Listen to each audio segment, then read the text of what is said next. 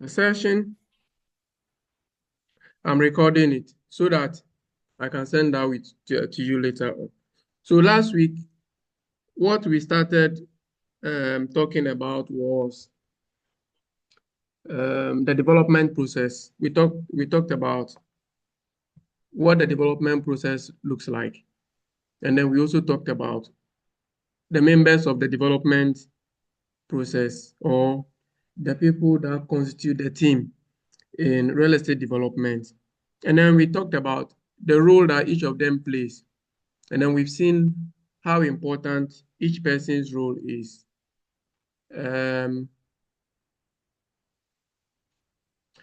Today, we are going to look at another aspect of the course, which I talked about last week. We want to look at property market analysis. You know, when I talked about the real estate development process, I said development is not complete until the product has reached the final consumer. So if you are building to let, the process only completes when you've got tenants to occupy it.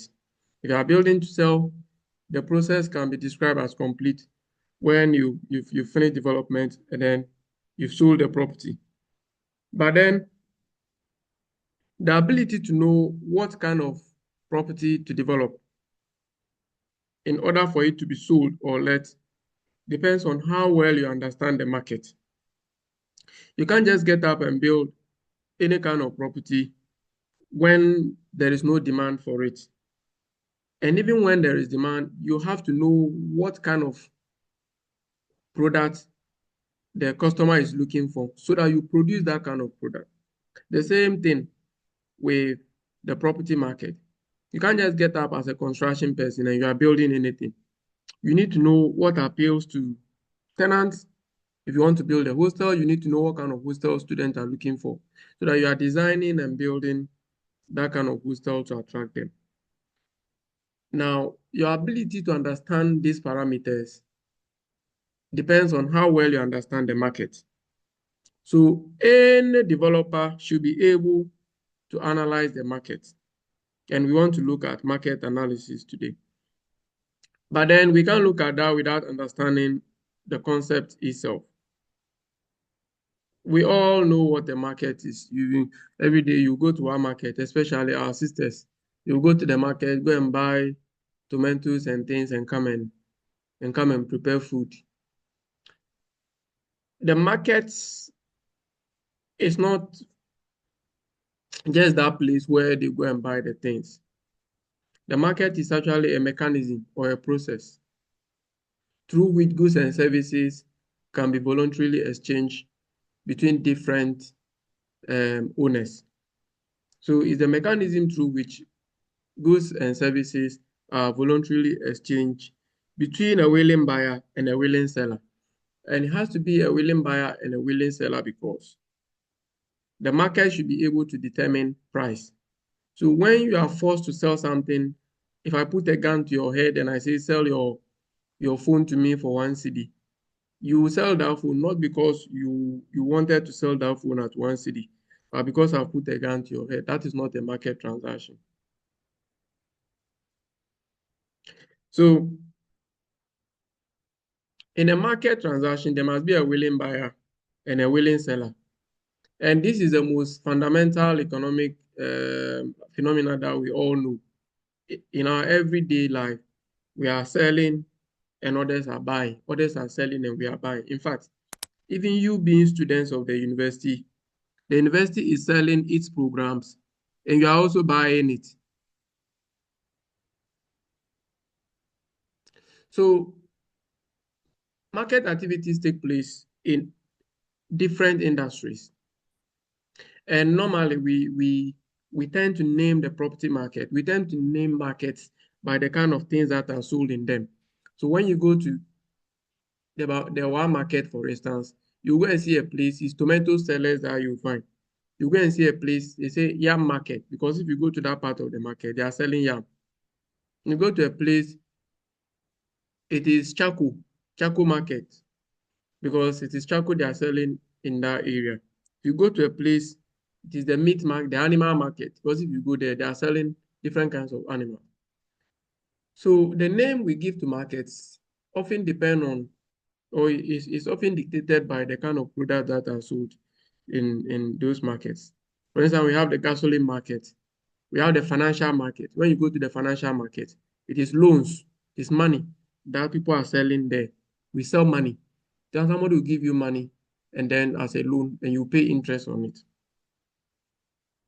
So for the real estate space or for the property sector, we deal with what we call the real estate market or the space market or the property market. These three terms mean the same thing. It means the same thing. So if we know the definition of a market as a process where,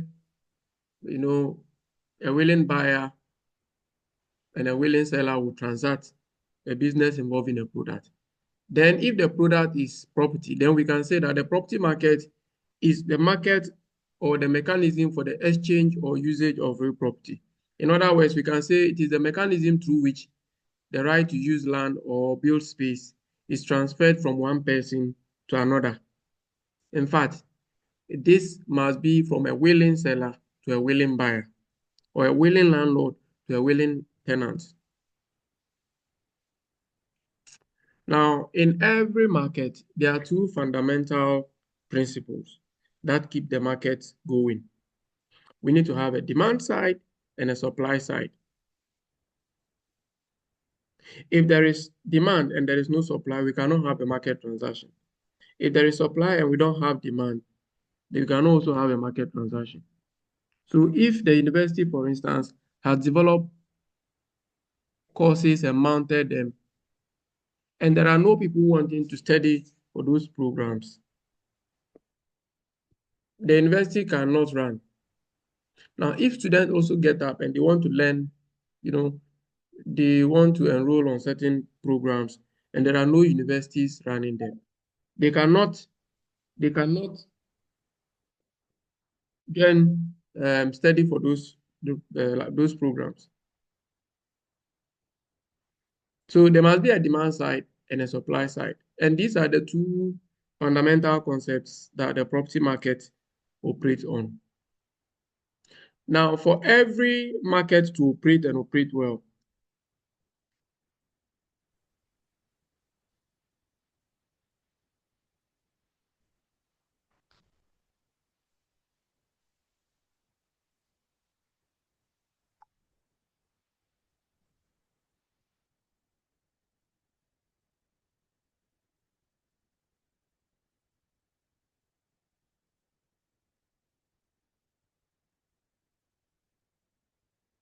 no, you say yeah.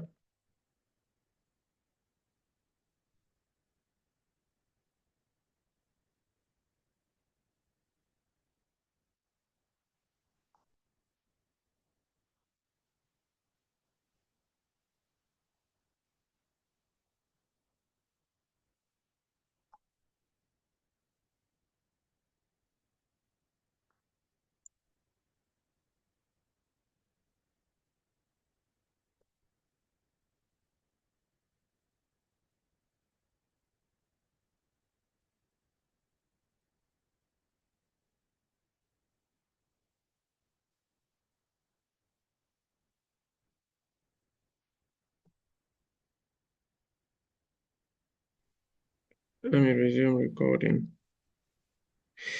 So what I was saying is that in any property market, just like any other market, there is a demand side and there's a supply side. And the demand side and the supply side must work very well for any market transaction to take place. So if there are willing buyers and there are no willing sellers, we cannot have a market transaction. If there are willing sellers and there are no willing buyers, we cannot have a market transaction. So if there are landlords and there are no tenants, we cannot have a market for the property market. If there are tenants and there are no landlords to also supply space, we cannot have a market. So for the demand side of the property market, there are people who specialize in that area. And there are also people who specialize in the supply side. For instance, you are likely to be on the supply side of the market as construction professionals. So the supply side will consist of real estate developers, and their role we already know. They create the space, they are the vision behind the creation of space. Then we also have real estate owners. There are people who develop, they are supplying. There are others who also buy and own to let or sell in future. They are also supplying. So if you are a landlord or a developer and you have space and you are not willing, you know, to sell it or let it, we cannot say you are on the supply side of the market.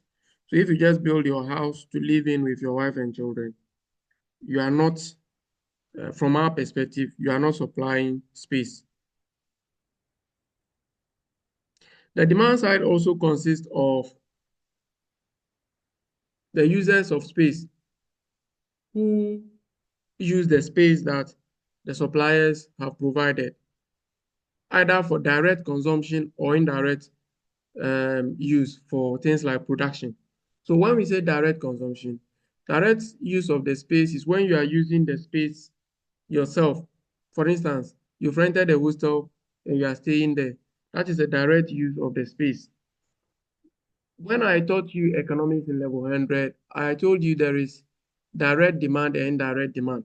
The indirect demand is when you are demanding for something, not purposely for its use, but you want to use it, especially to produce another thing. So for instance, I did mention, I remember, that warehouses are having an indirect demand because producers will demand warehouses not because they want to use it for production, but to facilitate the production activity in the form of storage.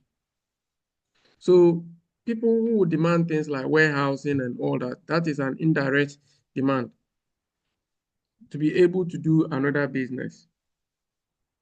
So the users of space are usually individuals like us, can also be households, can also be firms and organizations. For instance, the university, UBC itself, has gone and rented properties in different parts of WA, and they are using it as faculty buildings. So that is an organization that is renting space. Now, this demand and supply we just talked about, there are two parameters that will interact to determine price. So I remember I've told you in level 100 that principles of economics that we did is to facilitate our understanding of future courses that we'll do. And this is one of them. So the invisible hands of demand and supply usually fix price. And in the property markets, we also have that. Demand and supply will determine rent. For instance, when we came to Bamang as students in 2010, undergraduate students, hostels were very expensive. Why? Because there were no hostels in Bamang at the time. And so many students. In fact, those years we were called the Chinese population because that was the first time the university admitted about 5,000 level 100 students. And people were converting their houses, kitchens in Bamang into single rooms to rent. So price is fixed by invisible hands of demand and supply. And the price for the right to use space is what we call rent, especially when you are in the rental market. And there are major determinants of demand, and there are also major determinants of supply. Just as we saw, determinants of demand and supply. We have the same thing here also. The supply for real estate is determined by two major factors: the cost of development and the rent. For anybody wanting to build a hostel in Bamang and let to students, the person will have to be convinced that there is rent that is good in that market to meet, his financial projections. Now, that hostel is also going to be developed based on the cost of building materials. It's going to use different kinds of building materials, labor, all that will come at a cost. So how much is going to cost to build or develop will determine whether we can develop a certain magnitude of space. It is also not just that, but also whether we can get the required rent from it. Because most of the time, people are using debt, they are borrowing money to build. So will we be able to get that amount of money back?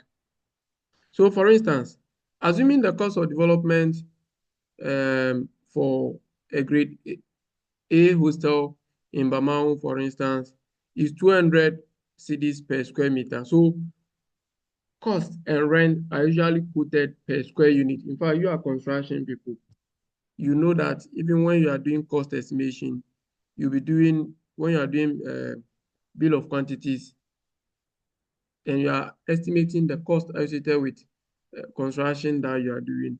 For instance, when you are doing like concrete, you are concreting, you are going to estimate how much it will cost you per square unit of the concrete floor or the concrete area, and you multiply by the total area and determine the overall cost. So the cost of development is the marginal cost of adding additional space. In fact, the cost of adding one extra unit. So this cost per square meter is how much money I'll be able to spend, or I'll need to spend anytime I want to add 1 square meter of build space. And this will usually include the cost. So in this cost, we have the cost of the land, the development cost or the construction cost, and then also the developer's profit. So the development cost has 3 elements: the cost of the land, the construction cost, and the profit for the developer. In other words, if I buy a land that is 100 by 100, for instance, if I buy land that is 100 by 100 for 50,000 Ghana cedis, I can divide that 50,000 cedis by the area of the land to know how much I am paying per every square meter. Now, if I also build a house on it, the cost of building that house, I'll add that and divide.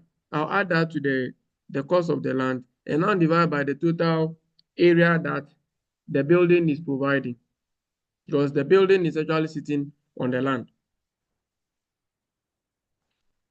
So development, if for instance, we know that it will cost 200 cedis per every square meter, as a rule of thumb, development is feasible if that space could also be sold for 200 square meters, 200 cedis per square meter.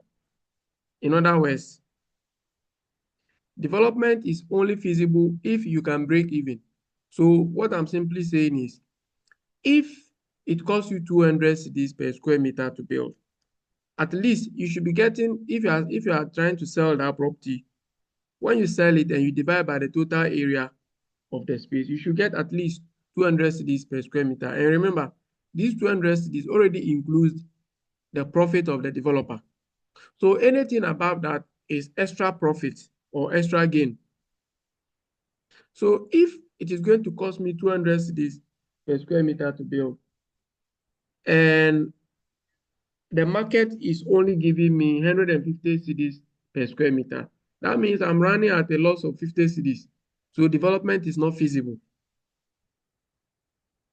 Now, the selling, interestingly, the cost is dictated by parameters like cost of building materials, labor, and how much profit the developer is looking for. Unfortunately, the price or the rent is not determined by this. It is rather determined by the market.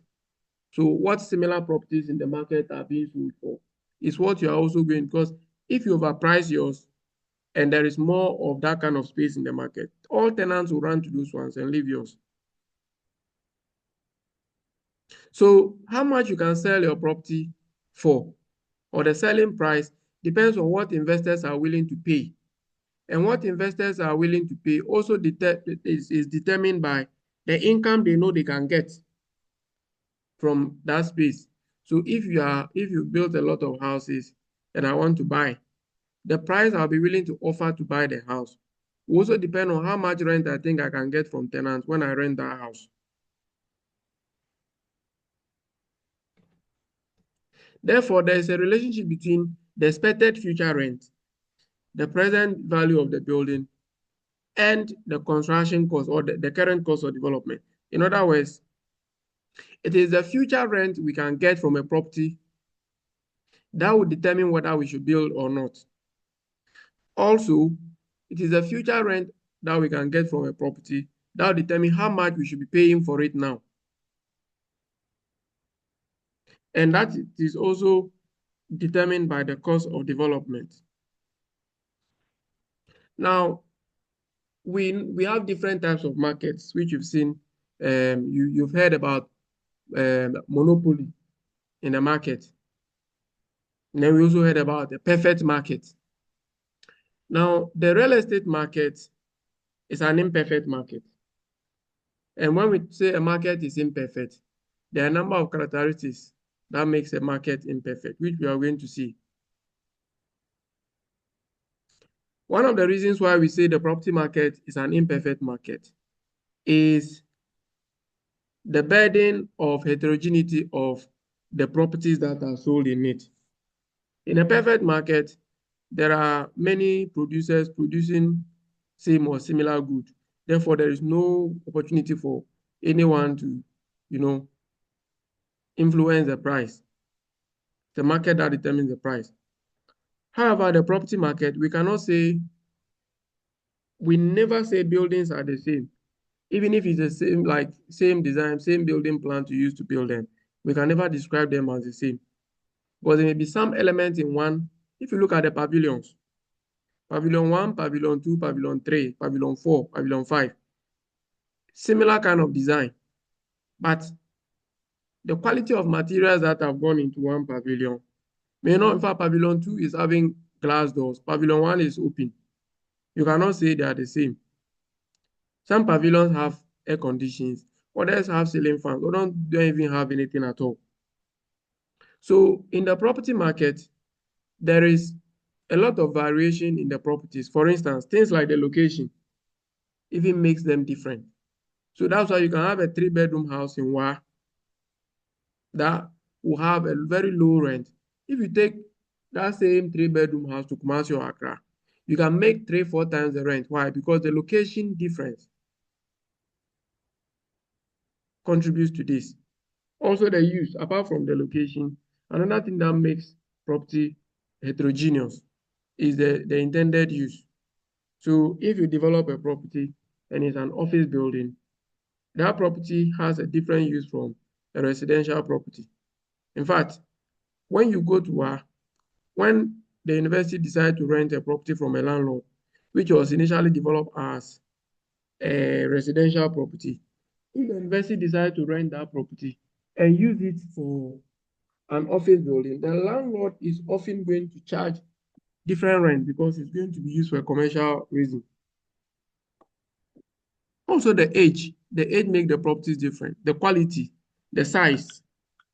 When we are renting a room, how much we are willing to pay for is also determined by how much space that can offer us. So if you are giving me a 3-bedroom space and you are giving somebody a 1-bedroom space, you don't expect that 1-bedroom person in the same location, the same area, will be willing to pay the same rent that I'm paying for the 3-bedroom.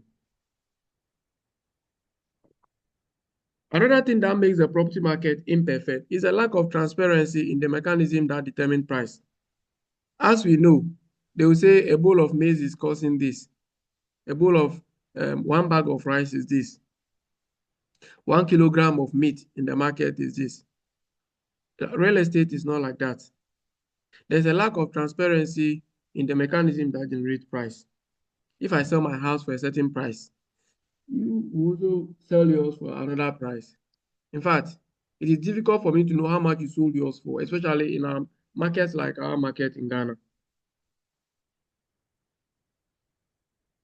So there is difficulty in getting information about transactions. Another reason why the property market is inelastic is the inelastic behavior of supply. When we say demand is, you remember we talk about elasticity of demand and supply. When we say supply is elastic, it means that anytime there is a unit change in demand, there's, for instance, there's that proportionate change in supply as well. So that response between demand and supply matches. If we have price elasticity, anytime there's a unit change in price, there's also a corresponding unit change in demand. But the property market is not like that. Even when demand, for instance, is increasing, supply cannot easily increase to match demand at that time. Why? It takes time to supply space. If today, 1,000 people just moved to Bamao that they are looking for space to rent, landlords cannot supply them space the following day. You have to get land, they have to get building design, building permit. When they are building, they have to cast concrete and leave it to dry and all that. So even when demand is changing, there is no corresponding change in supply. So prices are not determined by the competition of a large number of operators similar in like that are interested in similar goods as we have in other markets, but usually negotiated between the parties based on limited and asymmetrical information. That's why a landlord will quote the rent and you say, oh, please read this for me, I want to pay this.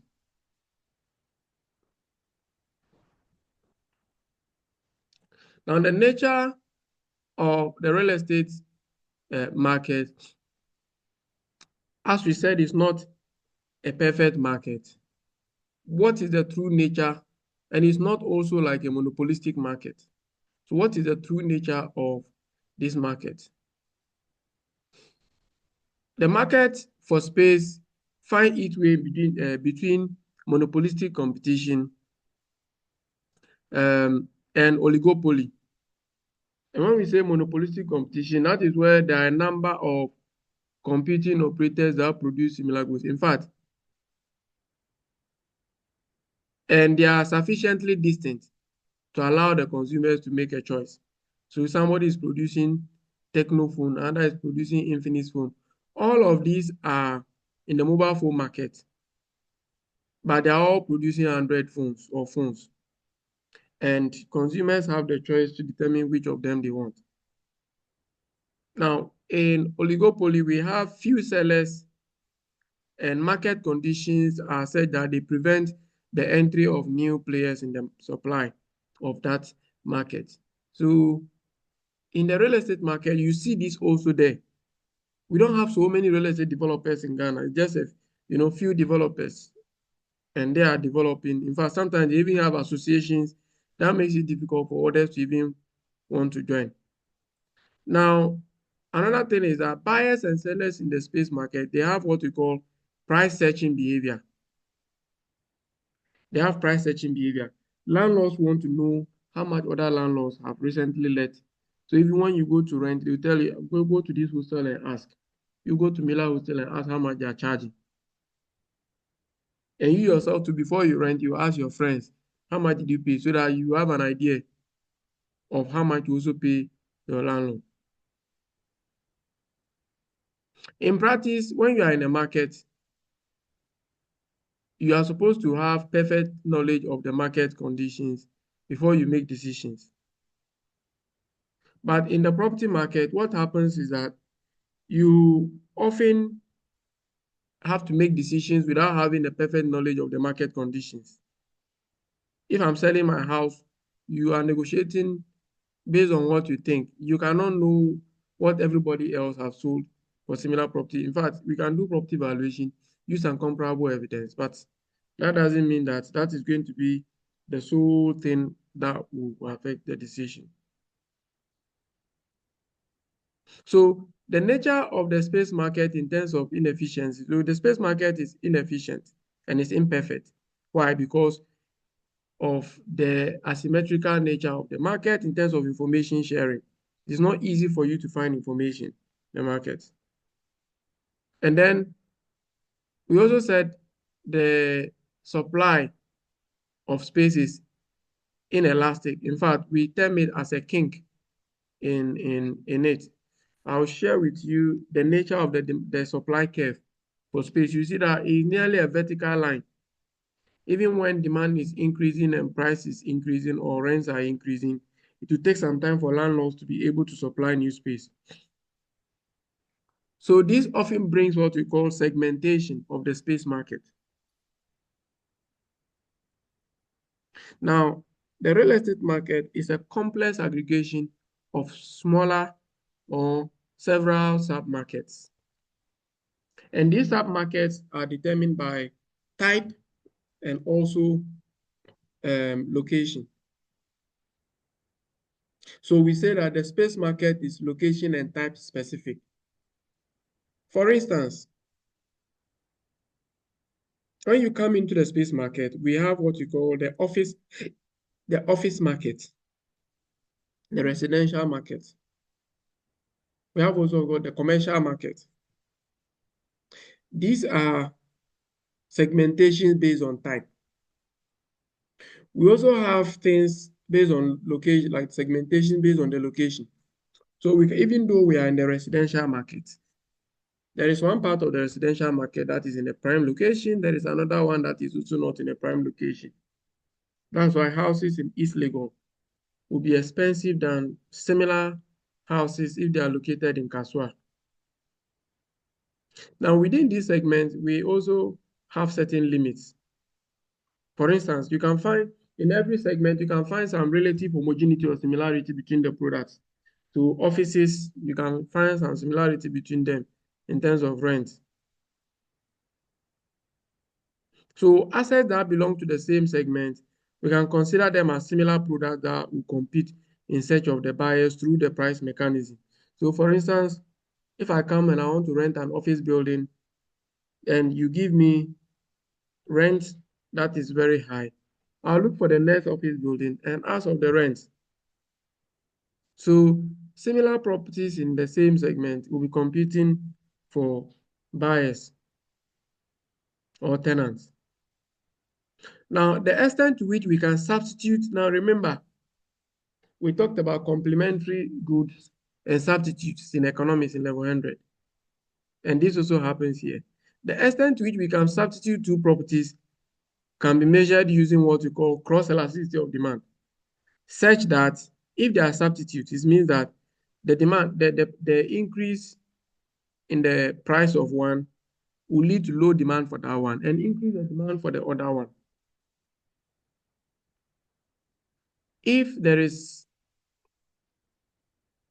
a fall in the price of one, that will mean that more of that will be demanded. Then each substitute will also suffer in terms of the demand for it. So if the rise in property A, like if an increase in the price of property A or hostel A will cause an increase in the demand for hostel B, then we can say there are hostels that can be substituted. So the greater this ratio between two properties, the higher the degree of substitution between them. That means that they have a lot of similar amenities. But if this variation is not very high, if an increase in the price of A is not really affecting the demand for B by the same margin, then they are not close substitutes. So in the real estate market, if the growth of property prices in a given area is producing an increase in the price of others in another area, then they belong to the same market. If landlords can look at the growth of the prices of hostels around Blue Hill and use that to also determine how they will price their hostels around Watanga or Sembi, then it is because they are all in the same Bamau hostel market. So properties are not homogeneous. I kept this in red because I want you to note they are not homogeneous goods. The imposition of a threshold for the degree of substitutability allows for the identification of differences in market segments. But at no point can we say that these houses are the same. No. And I told you why.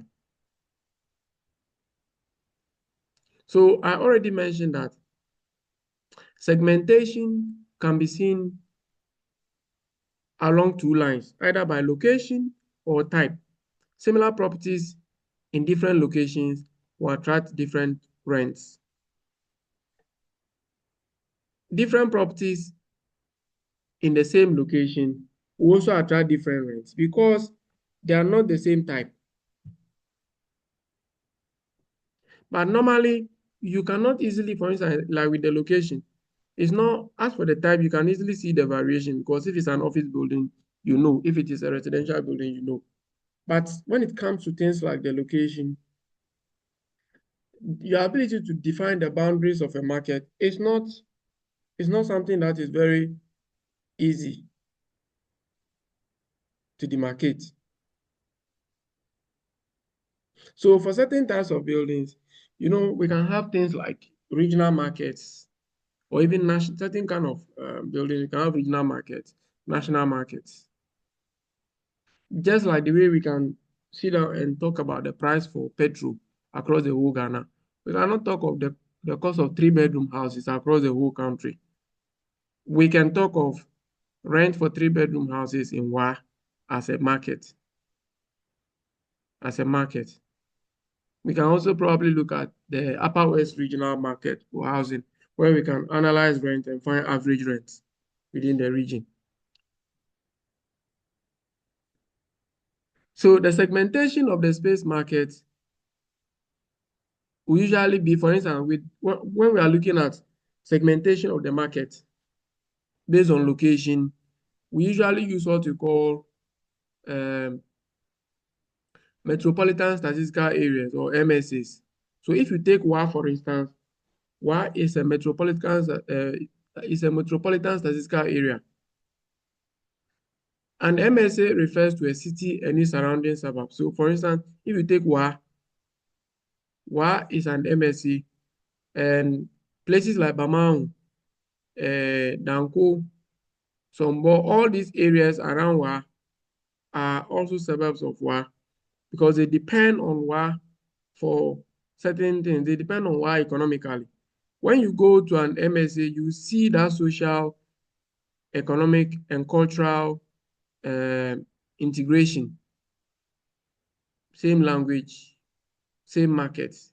So when it's market day, people from Bamang and Sombo are all coming to our market. They are similar kind of people. They speak the same language.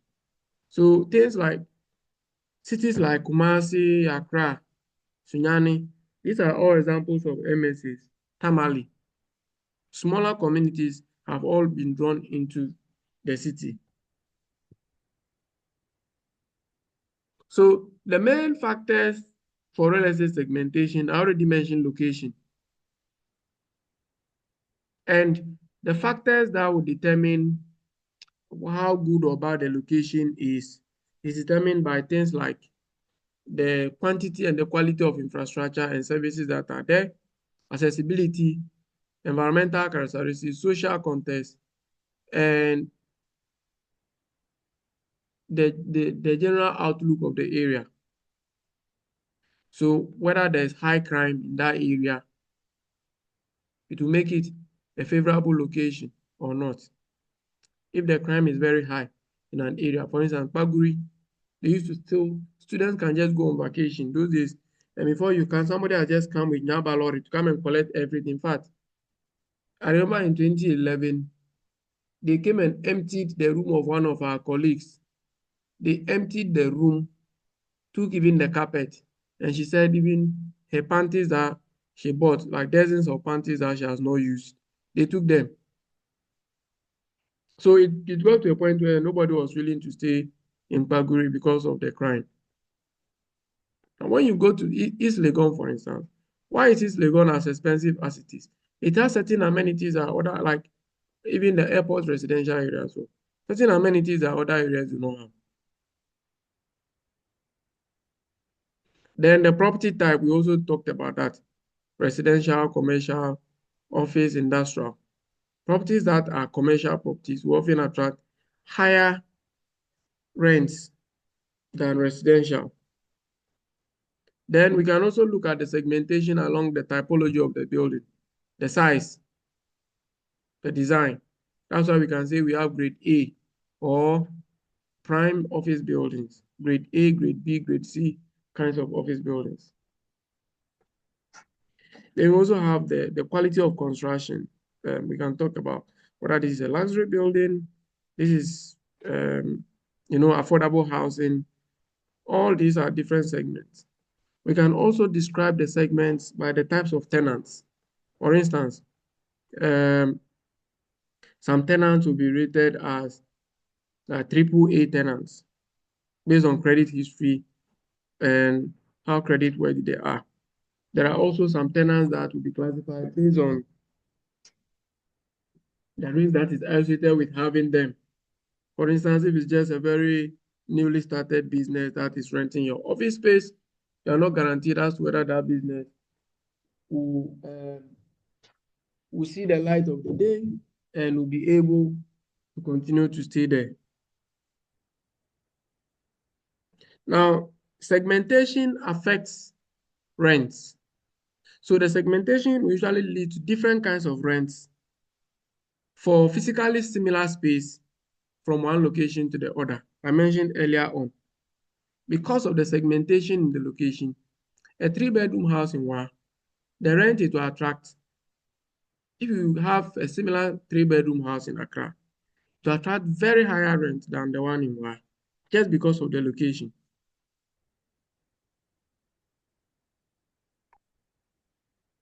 So for instance,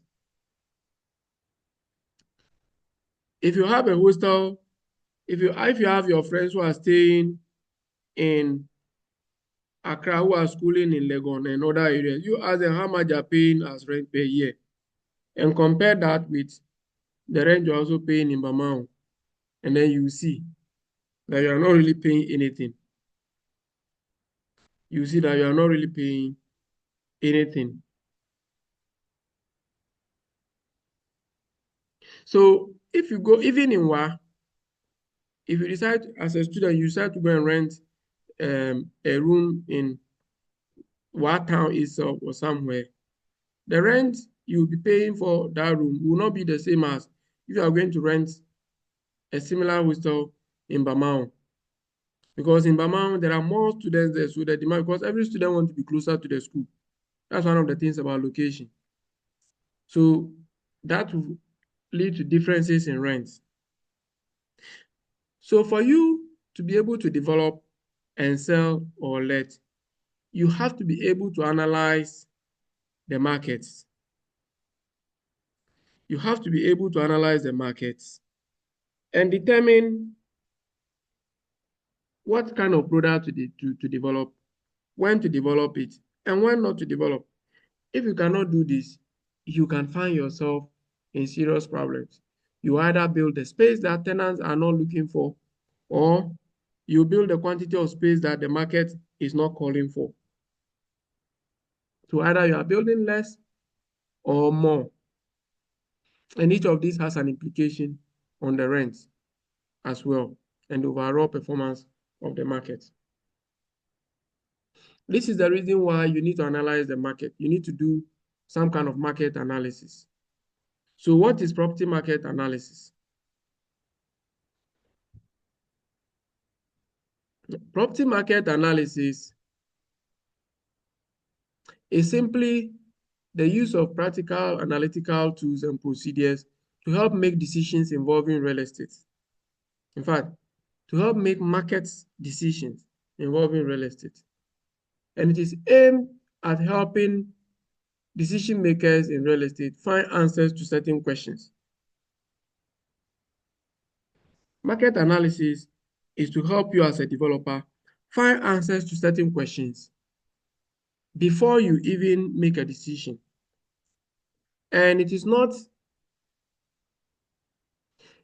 the nature of analysis that you do would depend on different factors. For instance, your interest as a developer, the type of market you are operating in, and the side of the market you are operating in. So if you are on the supply side of the market, more of your analysis will be seeking to understand demand. the demand side of the market, so that you know whether at the end of the day, when you develop, you are going to get the required tenants or not. If you're on the demand side of the market, you want to do analysis that will let you understand the behavior of the market, especially with respect to both demand and supply.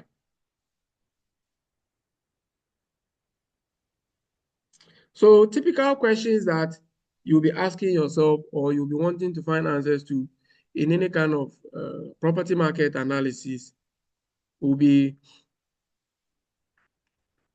for instance, the question you can ask yourself as a developer will be, what size or type of building should you develop on a particular site? In the real estate development situation, I mentioned earlier on last week that you are faced with two scenarios, either a site looking for a use or a use looking for a site. So if you have a land, you can be doing analysis to try to understand the type of property to build on it. This land I have in Bamao, should I use it to build a hostel or a retail shop? Or should I use it for a filling station? You want to do market analysis for each of these uses to see which of them will give you the highest returns. You can also be trying to find answers to things like the type of tenants you want to target. So if I want to develop a particular property, what type of tenant will I be dealing with? Or who are my potential tenants? And what are their preferences? The office building you want to build in Accra, is it local companies that will be looking for this or international firms? You need to understand the kind of tenants who are coming in and what they want. What rent and expiration term should be given on a lease?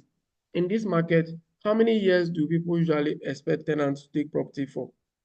Is it on a 10-year lease or 5-year lease? This will often have an impact because if you are getting into a market where there are longer lease terms like 10-year lease, 15-year lease, that means you are guaranteed income in the form of rent for a longer period of time. But if it is where tenancies are always 2 years, 3 years, 4 years, then you are taking a risk. You can also do market analysis to determine where, to answer the question where. I told you we are often faced with two situations, a use looking for a site or a site looking for a use. So for a use looking for a site, you have a use in mind and you want to find out where can I go and develop this property and make the best rent. Now, market analysis can be done at two different levels, the micro level analysis and a macro level analysis. Micro means smaller and macro means bigger. So with the micro level analysis, it applies to like just one site. You know, I just have one land in Bamao and I want to build and I want to analyze for that property to see whether it is the best development option or whether the site itself, I have a use in mind. I want to see whether this land I'm getting here is the best site for that use. So feasibility analysis will usually be like the form of a site analysis. For instance, like the National Cathedral, if they did some feasibility analysis, they would have been able to know whether even the location was good for it and as to whether people will use it. They should have taken opinions from people before they develop it. Now, we can also have a broader or more general kind of market analysis called macro level analysis, where we can be doing an analysis involving an entire market. We can do analysis involving the entire one market for residential. So if you take like Broad Ghana, for instance, they have market reports for Accra. Then they can tell you average rents for 3 bedrooms in Accra, average price for 3-bedroom properties in Accra. That is a macro level analysis. Now, market analysis is needed by almost everybody. The developers need it so that they'll be able to know whether what to develop at any point and then when to develop. Investors and lenders also need it. Investors and lenders need market analysis to be convinced as to whether the development opportunity can give them the required rent or price that they are looking for. Sellers and purchasers also need market analysis. If you are a seller, you cannot just get up and start selling your property. You need to know how much similar properties are selling on the market, and then you can put a price tag on yours. If you're also going to buy, you need to know similar properties in the, how much similar properties are being bought by other buyers so that you are not overpaying for the property. Architects and designers also need market analysis. They need to know what is trending, what kind of designs are people looking for, so that when you come to them to design, they'll be able to integrate those new features into it. Contractors, you as construction people, you also need it. You need to be able to know what is the new trend in construction industry, so that you're not developing or building something that is outmoded and it will sit in the market without any tenants showing interest in it. Marketing agents also need market analysis. They need to be able to know the features that tenants are looking for so that they can ensure that they are feedbacking to the developers to put this in it so that they can easily sell them for them. So the occupiers, sellers, purchasers, all of these people, even policymakers like governments. Governments, for the purpose of things like zoning, planning, taxation, they need to know what is in the market. If there is more demand for housing, the government should not be granting more permits to industrial use and other uses at the expense of that use. Those who also lobby for projects, they need it. They need to know what projects are in more demand and they lobby for those sort of projects. So almost everyone needs to know something about the market in order to survive in it. So why do we have to do market analysis? I mentioned some of them earlier.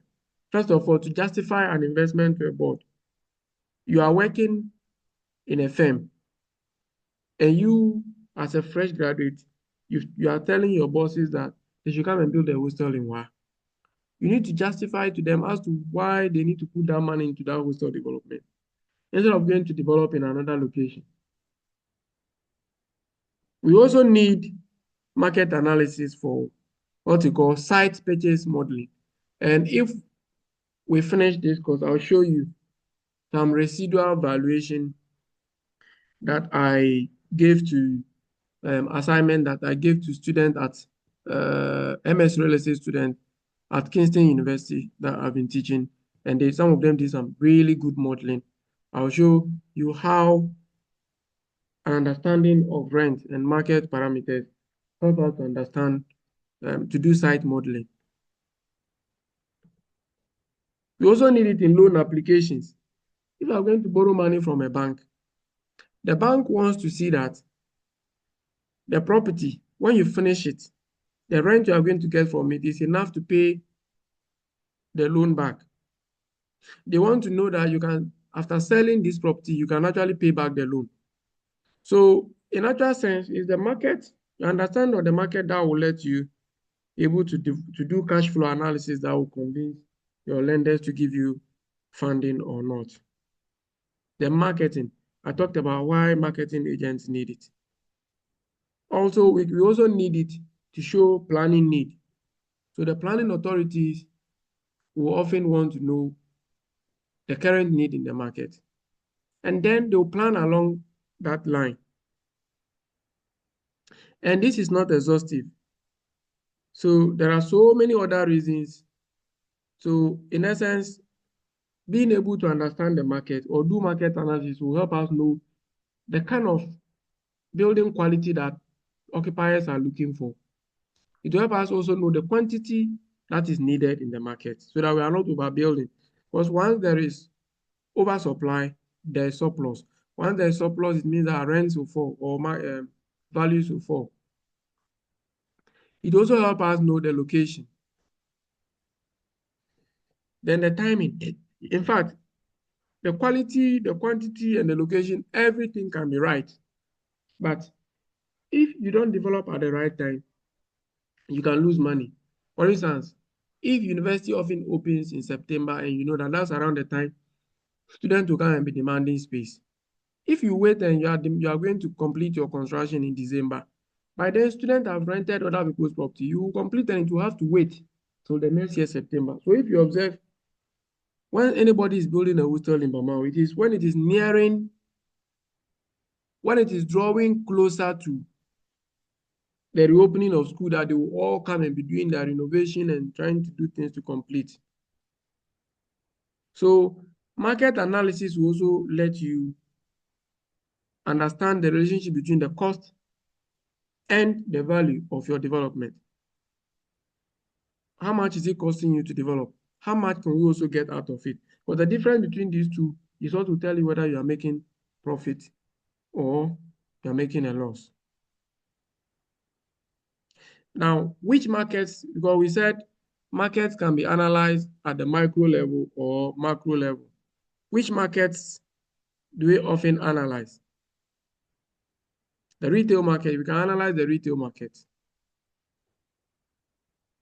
We can also analyze the industrial market. So if your interest is in office building that you want to develop, it means that you need to come and analyze the office market for that location. Land. We can also analyze the landed market to know how much to buy or sell a land for. We can also analyze the residential market.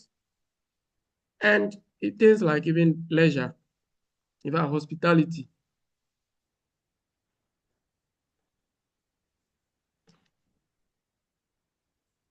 So in summary, market analysis is something that we need if we want to be serious real estate developers.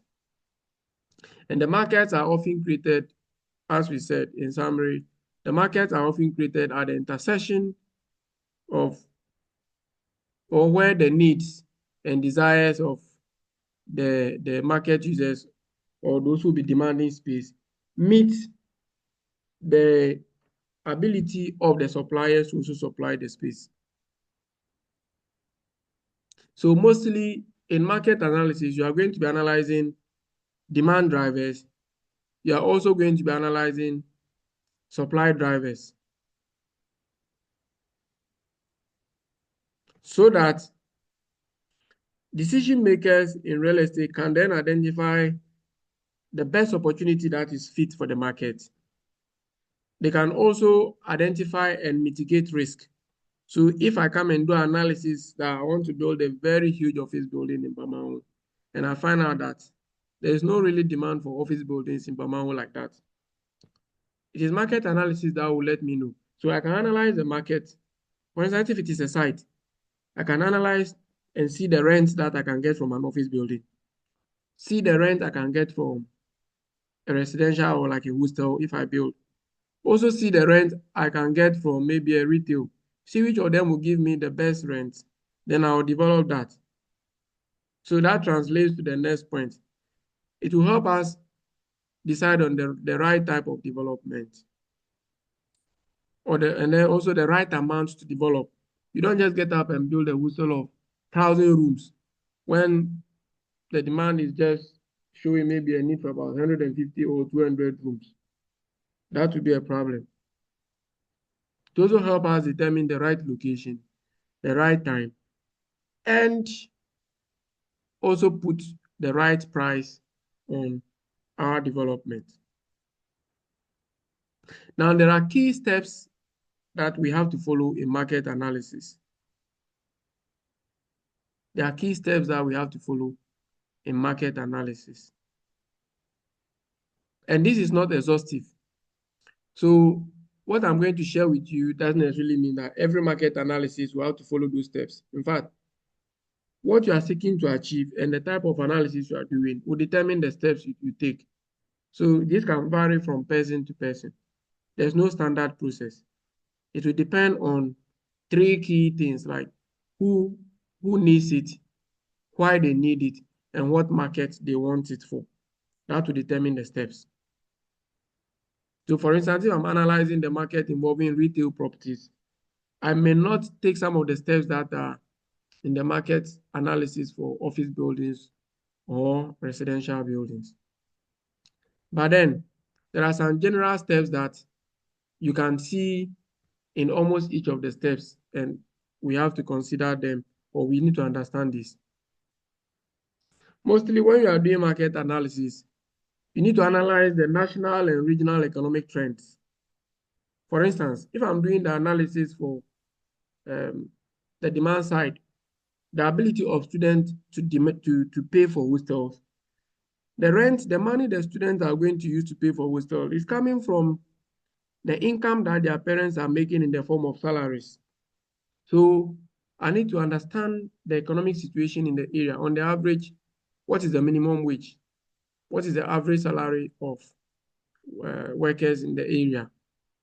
Because that would then also feed into how much people can spend as rent.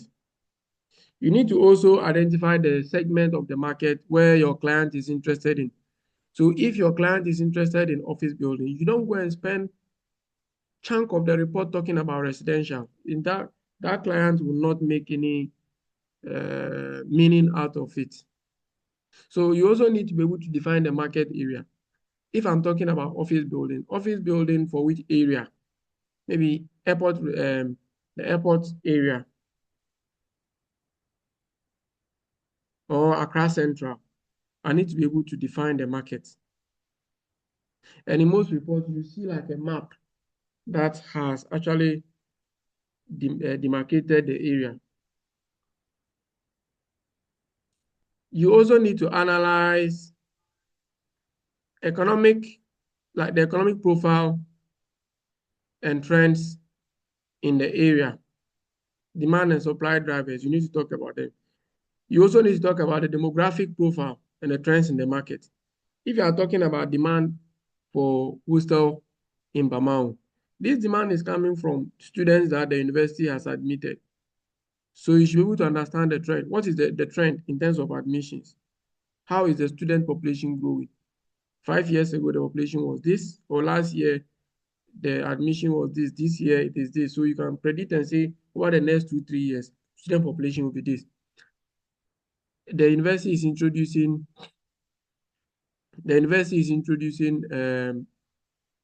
new programs, which then will mean that more students are coming in. You need to analyze political and policy profile in the area. We need to talk about all of this.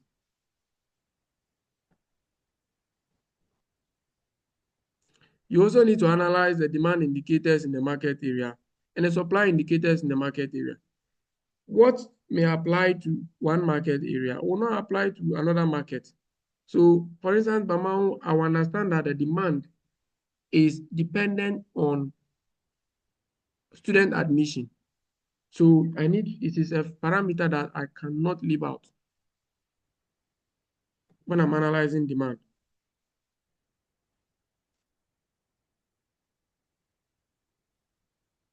So the market segmentation, as we mentioned, is something that we also need to understand. We need to understand the segment of the market. What is the outlook nationally? What is the outlook in terms of regional level? What is the local situation? Before you narrow down to that particular area you are talking about. So if you take the entire property market to be this cycle, for instance, you see that we have the residential market in it, the industrial market in it, the retail market in it, the office market. Now, even within that, each of them has its own segment. The office market, we can define it based on location. We can define it based on sector. We can define it based on the type. Some are prime office buildings. Others are, let's say, grade B, grade C. You can also define it based on the occupiers and also the investors. All these are factors that we need to consider. Now, as we are talking about market analysis and the factors we consider, there are a number of problems that we often encounter when we are doing analysis involving markets. And these are also not exhaustive. For instance, one of the key issues is data problem. This is research. You are doing research. So the availability, the cost involved in getting the data, and the quality of the data you get is something that is often a problem. Sometimes the data is too old and so obsolete. You are looking, in fact, there are certain properties, the transactions are not very common. The only information you have in the market is something that has been transacted 5 years ago. You cannot really make any meaning. Also, the time lag. The take-up decisions that are made will also affect the quality of the data. Is it taking up to 12 months for you to get tenants? Is it taking up to 6 months for you to get tenants? Sometimes it takes even a whole year. You have not had someone interested in the property yet. Now, some of the data is also partial. It's based on samples for predefined areas. So because it is not complete data, it's difficult to make meaning of it. It's just data. For instance, if I'm making a decision about the residential market in Bamahu, and the current data I have is just few properties that have been let in Bamahu, and I'm making my decision based on that. That is not very quality decision-making process. So the data that is available might often focus on certain segments, whether office buildings. So if we have more data for office buildings and I am trying to do something involving residential, it becomes a little bit challenging. Then we also have like the proprietary interest in the property. Some of it may not be public information. Public information that you can get. Some of them are classified. In fact, some of the information is also private, confidential, especially in Ghana. People used to view the sale of housing and things like, something that counts with poverty. When you sell your house, you say, oh, you don't have money, that's why you sold your house. So people will sell and they are being confidential about it. They don't even want you to know how much they sold it for. Politicians are buying houses. They don't even want people to know that they are the ones buying it, let alone for you to know that they bought it for this much. Sometimes the data can be very pricey. Here in the UK, for instance, to get access to certain data, you need to sign up to these websites of property developers. You need to sign up to firms that trade real estate data, Savills, CBRE, and all that. And it can be expensive. Sometimes the data can just be plain and unreliable. It is just agents who are giving you some data, and they are giving you the data based on their interests. So if I'm an agent, and because I want you to come and build your hostel and give it to me to let, I can tell you, oh, like similar properties we've let or we've marketed for people here, you can get this amount of rent. You only come and develop and finish and realize that you are nowhere near that rent. So these are some of the problems that come with real estate market research. And there are many more that you can also find. In fact, I sent you some books yesterday. You can read through them. Now, I said there are demand side variables and supply side variables. And when we meet from next week, what we are actually going to be doing is to analyze some of these variables, see how you can actually analyze them. Variables like the vacancy rate, market rent, quantity of construction start. In fact, for the real estate students, when I teach them this, I go into detail in terms of the calculations. But for you, I'm not going into details of the calculations for this, but I just want you to understand what they are and how they are used. So, do you have any questions for me?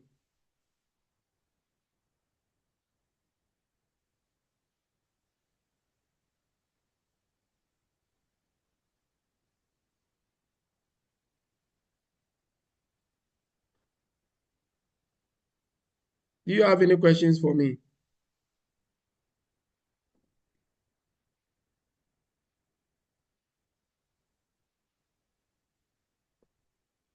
Any questions for me?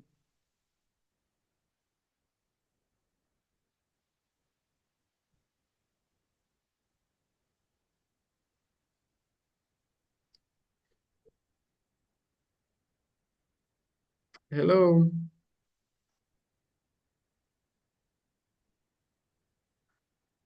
Do you have any questions? If you don't have any questions, please take the attendance for me and share that with me. I'm going to share with you. I'm going to share the recording with you, which means that you can actually on your own sit down and listen to the entire lecture from the beginning. I can see 6 students in the class again, right? Or do we have another student I'm not seeing? I can see 6 students. Yes, I can see 6 students.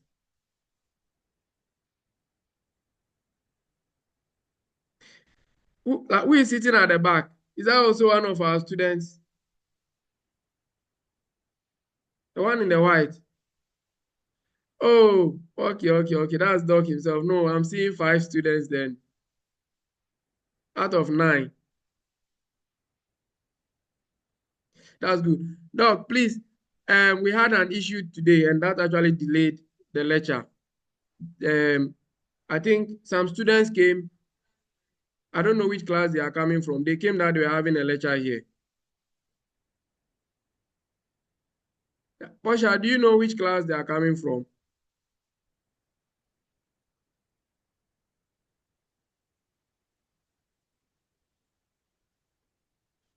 I don't know which students they are, but if they come and do that again next week, it will disturb us.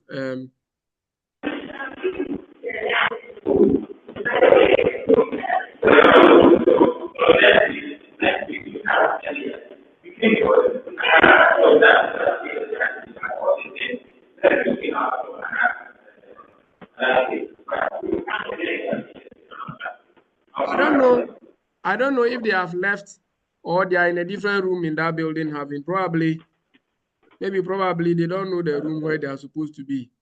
But if they are in a different room there, they should have found their space. But if they come back next week and then the lecture comes, then they need to go and look at their timetable.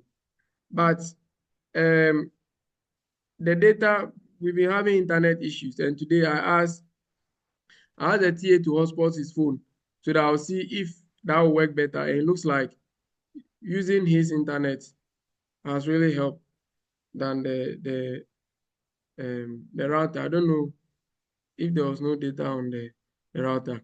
But from next week, we always have 2 options of internet. So that if one is not working, I'll send you airtime to bundle your data because I made you use it. But then I will upload the recording of the lecture and I'll upload it on YouTube because if I want to share the file with you to be too large, then I'll send you the link and you can listen to the whole lecture at any time that you want to listen again. Yes, thank you very much. And on the WhatsApp group, if you read and you have any questions, you can always come there and we discuss. I like people to post questions on the group so that when I answer it there, every other person can see it. All right, so it's 8:22 here for me. So let me go home. If not, I'll miss my bus. All right, take care. Okay, bye.